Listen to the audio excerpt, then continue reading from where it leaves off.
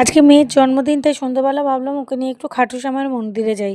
তো গিয়ে দেখলাম বেশ ফাঁকাই আছে, কিন্তু ওখানে ক্যামেরা করতে একদম অ্যালাউ নয়, আমি ভুল করে ফেলেছিলাম। তো ওখান থেকে ফেরার সময় একটা নতুন দোকান হয়েছে একদম ভেজ, ধোসা পাওয়া যাচ্ছে দেখে ঢুকলাম, কিন্তু ধোসা এখনও হয়নি, দুদিন পর হবে।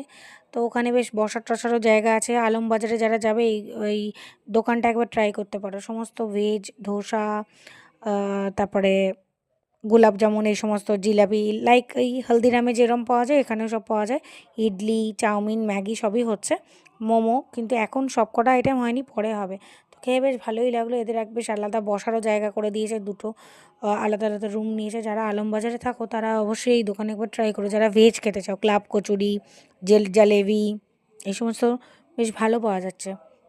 তো চলো তোমাদের সঙ্গে একটু দোকানটা শেয়ার করে নিই। এটার নাম হচ্ছে KFC, হয়, এটা হচ্ছে AFC।